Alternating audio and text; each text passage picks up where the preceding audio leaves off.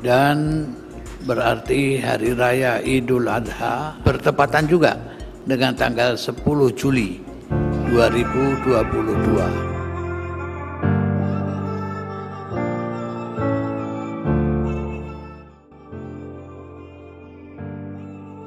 Bulan Zulhijjah merupakan salah satu bulan yang istimewa bagi umat Islam.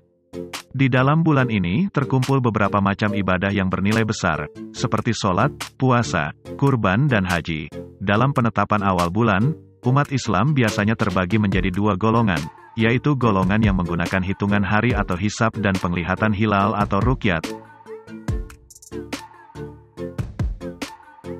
Tahun ini di Indonesia sendiri terbagi menjadi dua, yaitu dari pemerintah yang menetapkan 1 Zulhijjah 1443 Hijriah jatuh pada tanggal 1 Juli tahun 2022, sehingga Hari Raya Idul Adha jatuh pada tanggal 10 Juli tahun 2022. Hal tersebut berbeda dengan maklumat PP Muhammadiyah yang memutuskan Idul Adha jatuh lebih cepat satu hari atau pada tanggal 9 Juli tahun 2022. Bagaimana kita mensikapinya? Aspek manakah yang dianggap sebagai memiliki kebenaran mutlak? Seberapa banyak porsi ajaran absolut dalam agama itu? Kebanyakan ulama berpendapat bahwa absolutisitas agama ada pada wilayah ijma ulama, atau pada wilayah dalil muhkamat. Seperti, tentang keesaan Tuhan, kebenaran Al-Quran dan kebenaran perintah sholat. Sementara pada wilayah dalil mustarok dan mutasyabihat yang masih menjadi ikhtilaf ulama, karena perbedaan interpretasi, maka bersifat relatif. Tetapi yang perlu dicatat, bahwa relativitas dimaksud adalah relativitas dalam konteks kebenaran, bukan dalam konteks salah dan keliru. Karena Tuhan memberikan jaminan kepada ulama atau mujtahid yang melakukan upaya istinbat hukum, yaitu jaminan kebenaran. Jika ijtihad para ulama itu benar di sisi Allah, maka akan mendapatkan 2 pahala. Jika ternyata keliru, maka akan mendapatkan 1 pahala. Ini artinya, bahwa benar atau salah yang diikuti oleh pengikut sebuah mazhab atau mujtahid maka tidak akan mengurangi nilai pahalanya, sementara yang paling tahu kebenaran mazhab itu sendiri hanyalah Allah. Oleh sebab itu tidak ada alasan bagi umat Islam untuk saling menyalahkan. Pertanyaannya, adakah ijma ulama itu? Dalam Khazanah Ushul Fiqh, ijma ulama itu memang ada, hanya porsinya sangat sedikit dan terbatas. Dengan demikian, yang perlu dipahami adalah, bahwa relativitas dalam ajaran agama itu sangat dominan. Al-Quran memang memberikan porsi perbedaan pendapat, porsi berijtihad lebih banyak ketimbang porsi untuk ijma. Apa hikmahnya? Supaya umat Islam kreatif dan dinamis dan dapat bermusyawarah, bersedia untuk berdialog dan saling memahami satu sama lain. Sebab kondisi dan setting sosial setiap kurun memiliki perbedaan sesuai dengan wilayah di mana mereka tinggal. Itulah yang kemudian melahirkan warna-warni Islam. Ada Islam Arab, ada Islam Persia, Islam Indonesia dan seterusnya. Ada hukum Islam ala al-mazahib al-arba'ah, ada kaul kadim dan kaul jadid Imam Syafi'i dan seterusnya. Ini pula lah yang kemudian melahirkan pluralitas umat, termasuk jamaah-jamaah dalam organisasi Islam, dan pluralitas itu sendiri merupakan sunatullah yang tidak dapat dihindari adanya. Tetapi yang perlu dipahami, bahwa warna-warni Islam itu secara substansial tetap satu dalam bingkai Islam.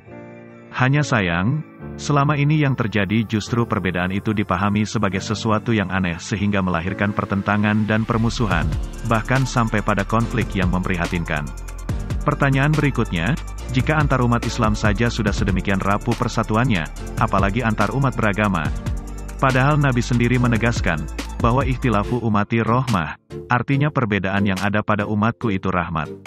Kita mesti belajar rukun harus dimulai dari dalam diri kita sendiri, bagaimana memahami perbedaan itu sebagai sebuah kekayaan dan hikmah, bukan pendangkalan dan musibah. Jika kita mampu menyikapi perbedaan dari yang kecil ini, khilafiyah atau ikhtilaf al-ulama, maka persoalan kerukunan antar umat beragama akan mampu kita ciptakan. Kita akan terbiasa dengan keanekaragaman, kehidupan yang ragam dan plural, bahwa kenyataan itu tidak tunggal, tetapi banyak dan beragam. Reorientasi pendidikan agama para ulama, sepakat bahwa sumber yang memiliki kebenaran yang mutlak adalah Al-Quran dan hadis mutawatir. Hanya yang perlu diketahui, bahwa dalam hadis pun yang interpretasi tunggal itu amat sedikit jumlahnya. Bahkan Imam Asy-Syatibi berpendapat, bahwa hampir tidak ada satu teks keagamaan baik yang ada dalam Al-Quran maupun Al-Hadis yang secara berdiri sendiri memiliki interpretasi tunggal, sehingga menjadikan ia absolut. Oleh sebab itu salah satu hal yang perlu diperhatikan dalam menciptakan toleransi mazhab ini adalah, pertama, perlunya reorientasi pendidikan agama yang berwawasan toleransi. Sejak dari pendidikan dasar sudah perlu diajarkan tentang realitas perbedaan pendapat, dan bagaimana menghargai perbedaan tersebut. Kedua, perlunya upaya serius oleh setiap tokoh agama semisal NU dan Muhammadiyah untuk meningkatkan kualitas pendidikan pada masing-masing umat. Pendidikan dimaksud adalah pendidikan yang melahirkan manusia dewasa dengan indikator adanya sikap jujur, tenggang rasa, dan cinta kasih antar sesama. Bukan pendidikan yang hanya sekadar mengedepankan intelektual, tetapi kemudian melahirkan manusia-manusia yang berwatak keras dan intoleran. Reorientasi pendidikan agama di atas sudah saatnya dimulai dari SD hingga perguruan tinggi dengan membenahi kurikulum kita selama ini. Dalam konteks ini, puasa Arafah seharusnya justru menjadi titik tolak kita untuk melatih mengendalikan diri, memahami perasaan orang lain, empati, dan simpati, meneladani apa yang telah dilakukan oleh Rasulullah Shallallahu Alaihi Wasallam.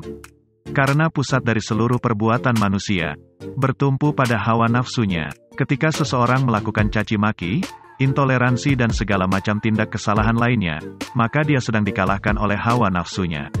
Wallahu a'lam bishawab.